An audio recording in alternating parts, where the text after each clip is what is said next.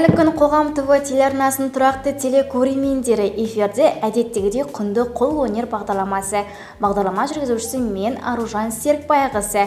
Бүгін біз бағдарламада үй жағдайында үй аяқ киімдерін тоқитын боламыз. Ендеше бағдарламамызды бірге бастайық.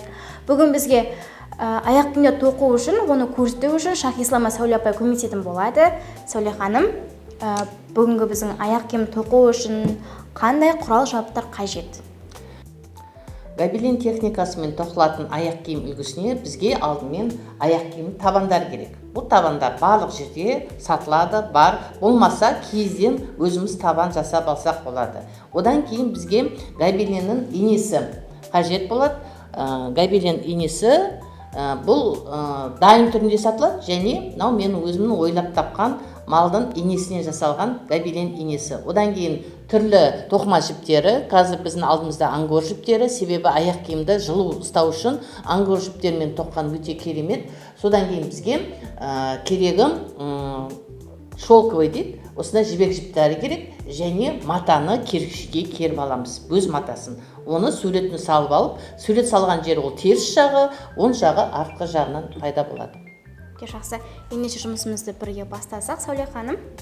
Жалпы Сәуле ханым, әуелі бұл эскизді біз сызып шығамыз осындай, суретін салып алып, сол эскиз бойынша тоқып шығамыз.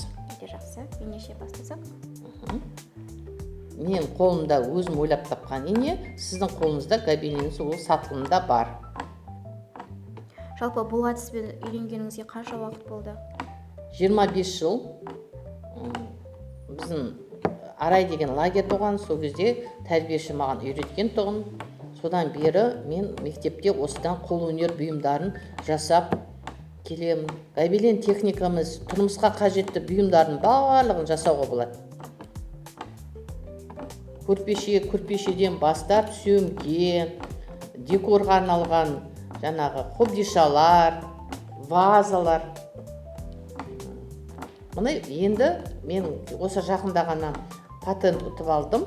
Гобелен техникасы арқылы аяқ киім тоқу әдісі. Өте жақсы. Енді бұл тұста біздің көрермендеріміз патенттің не екенін білмеуі мүмкін. Бұл өзіміздің жұмысымыздың құқығы. Мен осыны ойлап таптым. Бізді бар шығар, аяқ киімдердің түрлі тоқымалары бар, әркім жасайды, бірақтан гобелен техникасымен және мынандай инемен тоқып жатқан ол мен өзімнің жеке, өзім ойлап табылып, жаңа зияткерлік меншік институтына өтініш бердім. Барлық жаңағы талаптарын орындап, биыл осы алдыңғы аптада маған патенттің қағазын берді. Яғни ол авторлық құқық деген сөз. Осыны ойлап тапқан. Жақсы, енді еңбек сабағынан сабақ беріп жүргеніңізге қанша уақыт болды өзіңіздің? Мен осы мектепке 1998 жылы көркемөнер пәні мұғалім болып орналастым. Сол кезде ең алғашқы директорым қолөнерден хабарым бар екен деп маған бірден үйірме жетекші етіп берді, қылды. Одан сабақта ортасында сонымен үйірмемде балдарға не үйретемін деп алдымен осымен гобелен техникасынан бұйымдар, панолар жасай бастадым түрлі. Үйді сәнін беретін, қазір кілемшелердің орнына түрлі панолар келеді ғой. Сондай панолар жасадық. Одан кейін сөмкелер жасадық. Жасап үйреттім, өзім де жасадым, оқушыларға да жасадым. Сол біздің гобелен сөмкелері Сингапур, Токио жаңағы экспода, халықаралық көрмеде балдарымыздың бұйымдарын және өзім бұйымдарымды жұртқа танытуға мүмкіндік алдым. Сол жаққа барып көрсеттік, саттық. Менде мектеп компания бар, Атамекен деп аталатын. Атамекен мектеп компаниясының оқушылары 7-ші сыныптан бастап 9-ші сыныпқа дейін маған қатысады. 7-ші сыныпта оқушылар тек үйренетін болса, 8-ші сыныпта, 9-ші сыныпта балдар уже жаңағы өз бұйымдарын шығаруға дайын. Өте жақсы. Жалпы Сәуле ханым, жаңа сіз оқушылар туралы айттыңыз. Енді бұл әдісті оқушыларға үйрену үшін қанша уақыт кетті?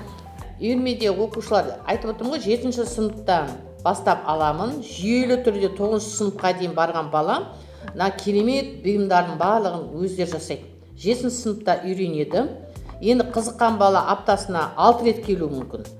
Ал жаңағы қызығушы танытпаған оқушылар 1-2 рет келеді, өйткені ол бағдарламада бар ғой. Сондықтан сол 7-ші сыныптан барлық балдар үйреніп шығады. Сосын 8-ге барғанда балдар өздері идея сәтті, 9-да уже балдар өздері сатып, өздері жаңа бұйым сатуға дайындайды. Енді мен биыл жоба жасап жатырмын, 10-шы сыныпта жас кәсібін ашуға, мектеп жастан бастап. Қазір азаматтық кодексте бар, 16 жаста бала кәсіпкер бола алады деген. Соны мектеп жасынан бастап үйретіп, ары қарай бұл екінші хобби ғой, мамандығынан басқа бизнес деп айтса болады, ақша табу деп айтсақ та болады, жаңағы екінші табыс көзі деп айтсақ та болады. Өте жақсы. Енді сіз бағана құрал жабдықтар барысында осы ангор жіптерін айтқан болатынсыз. Өзге де жіптерді қолдануға болады ма? Бола береді. Тек қана ангор жіптің бір қасиеті дейміз ба, жыл ұстап тұрады да, аяқ киімге ангор жіп. Қалған жіптерді акрил болады, Ализа Голд деген жіп болады. Қазір Иран жіптері шығып жатыр, ондай да болады. Бола береді. Тек қана енді әркімнің өзінің несіне байланысты ғой, мысалы аяқ киімге жылу ұстап тұру үшін көбінесе бұны үйде жаңағы аяғы сырқап ауыратын апайлар болады, үлкен кісілер болады, жастарда қазір аяғы ауырады, үй жаңағы ыза беретін үйлерде киіп жүрсе жаңағы ыңғайлы, жылы, өздеріне де жаңағы бір әдемі әсемдік беретін нәрсе ғой. Сосын өздері тоқып шықса, өздерінің бұйымы қолдан жасалған керемет. Мен қазір 10-шы сыныптың оқушылары осымен айналысып жатыр. Осыдан 16-шы жылдар жоба қорғағанбыз. Осы гобелен техникасымен түрлі тұрмысқа қажетті бұйымдардың барлығын жасауға, шәйнектің астына қоятын үйкекте жасауға болады. Тойларға беретін той табақтарда жасауға болады. Көрпеше жыл беретін. Мына енді декор, панулар, вазалар жасауға болады. Ал қазір ең соңғы осы жаңалығым менің жаздай, ана жылдан бастадық, бірақтан жаздай осының құжаттарын дұрыстап, жаңағы зияткерлік институтқа бердік. Содан патентті ұтып алып, яғни авторлық құқық деген ғой. Жалпы Сәуле ханым, бір аяқ киімді толық тоқу үшін қанша уақыт кетеді? Егер аптасынан 1 сағаттан тоқитын болсақ, 3 күн ішінде тоқып тастауға болады. 1 сағаттың ішінде біраз нәрсені тоқуға болады. Қолын алдымен жаттықтырып аласыздар ғой. Оқушылар 3 күн ішінде бір аяқ киімді тоқып неғуға болады. Негізінде егер де уақытты 1 сағат емес 2 сағатын алсақ, 2 күнде бітіріп тастауға да болады. Жалпы Сәуле ханым, дәл осы әдісті үйренген сәтте, жоқ, бұны мен жасай алмаймын, немесе қолымнан келмейді деген сәттер болды ма? Енді мен баста үйренген кезде өзім, менің мамам тоқымашы, кілем тоқушы тоқыған жас кезінде біздің үйде жаңағы станогы бар тұғын, сосын алаша тоқитын. Соған мен өзімде шамал мектеп жастан бастап өнерге деген қызығушылығым. Яғни қол өнерге деген қызығушылығым, өзімнің қасында қас сыныптасым тоқыма тоқитын. Сол тоқыма, соларға қызығып отырып менде үйренетін тұғым. Сосын осы неге келген кезде бізге алдымызға бір үйірмен жетекшісі, енді мен жаңа сувенирлермен бастадым баста. Жетекшісі қол өнерден жетекші керек деді. Сондықтан осыны үйреніп алдым. Онда да 2 ай көлемінде жүріп үйрендім. Бірінші шығып кете беретін болады. Жіпті дұрыс таңдамағаным болды. Сосын келе бере өзімнің жіберген қателерімді түзеп, өзім жасай бастадым. Өзім ойлана бастадым. Неге бұл ине ол кезде онша көп болған жоқ. Инені Қырғызстаннан, Мен Қытайға онша не алған жоқ, Қырғызстаннан алғыздық, та Шымкентке барып іздеп жүріп, осы инелерді алып, өйткені балдарға жұмыс ету керек қой. Сөйтіп жүріп жинаған жаңа инелер, егер де балдар дұрыс не алатын болса, ешқандай сынған жоқ, сындыртпай. Мен неге ортасын ашып қойдым, себебі басы орындыққа тиіп кетпеу керек, партаға. Сондықтан ортасында осындай қылып, балдарға бір үйретіп қойғаннан кейін олар қай бағытта жұмыс жасайды. Бірінші кезде оларға қиын болады, маған да қиын болды. Сосын келеше балдар да өздері уже жаңадан идея, апай былай жасасақ, неге былай жасамасқа деп. Енді ойымызда алма декорларын жасап көреміз ба деп отырмыз. Өйткені алма декорын біз жүннен жасадық, моншақтан жасадық. Енді осы гобелен техникасымен жасап көреміз ба деген ойымыз бар. Сәуле ханым, жаңа сіз жіптерді басқа өңірден алатыныңыз айттыңыз. Енді бұл жіптер біздің Қызылорда облысында табылады ма? Қызылорда облысында барлық жерде бар, қол жетімді, оқушыларға да айтамын, осы жерден алыңдар деп. Қазір дамыған, біздің Қызылордада дамыды ғой, Қызылорданың өзіне де табуға болады. Жақсы. Енді өңір бойынша қандай да бір көрмелерге қатыстыңыз ба? Бізде осы экспоға дейін, 19 жылға дейін қала күніне арналған көрме болады. Немесе галереяда көрме жасап жүрміз. Немесе республикалық көлемде көрмелерге қатысып жүріп. Айтып отырмын ғой, экспоға бардық, экспоға жолдама алдық. Оқушылардың осы Токиоға барып жеңіп келген кезде, жаңа жарыстан, осы қолөнер бұйымдарынан, мектеп компаниялар жарысынан яғаннан кейін бізге экспоға 12 күн жаңағы этноауылда өз өнерімізді көрсеттік, жұмыстарымызды таныстырдық, көрмеге қойдық, саттық бұйымдарды. Бұл жұмыстар гобелен техникасымен мен мектеп компания жұмыстары қала, облыс, республика, халықаралық деңгейде көрмелерге қатысып жүр. Жақында бір оқушым май айында, апрель айында Польша елінен онлайн көрмесіне қатысып 3-ші орын алды. Керемет, Сәуле ханым.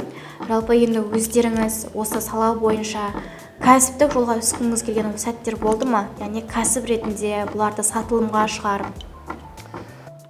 Менің өз басым негізі мен мұғалім таңдағам. Сондықтан, бірақтан менің мамандығым осы кәсіпке жақын. Мен қаржылық сауаттылықтан да, кәсіпкерлік негіздерінен және көркем еңбектен берем. Осы 3 пәнді ұштастырып, балаларды айтып отырмын ғой, 7-ші сыныпта, 8-ші сыныпта, 9-ші сыныпқа дейін балдарды дайындаймын. 10-ші сыныпта балдарға жеке өздеріне кәсіп ашуға жаңа бағыт бағдар берем. Сондай жоба биыл жасап жатырмыз. Кәсіпті мектептен бастап ашуға.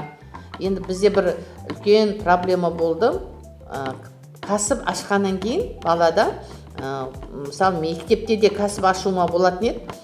Біз оған жаңағы жеке ИП дейді ғой, кәсіпкерлік жаңағы немесе жауапкершілік серіктестік қылып ба ашамыз дегенбіз.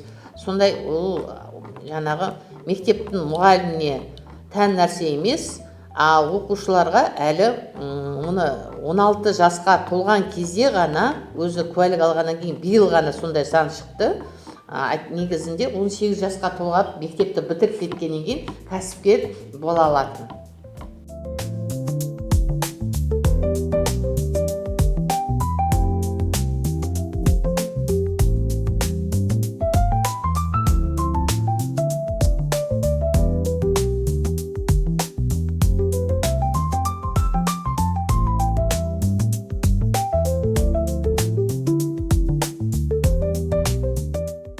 Құрметті көрермен, біздің аяқ киіміміздің жоғарғы қабаты дайын болды. Енді бұны дәл осы табанға шалғайтын боламыз.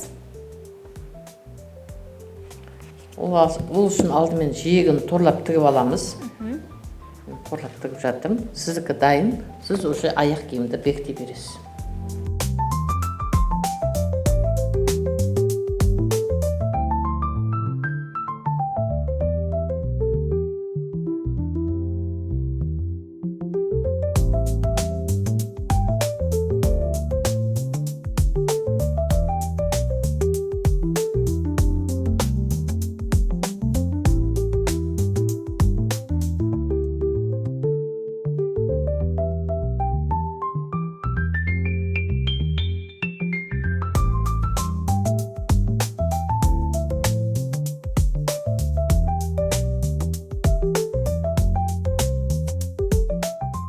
Құрметті телекөрермен, қазір бізде соңғы штрихтар қалды, яғни табанға жоғарғы аяқ киімнің жоғарғы бетін әлі де жалғау үстіндеміз.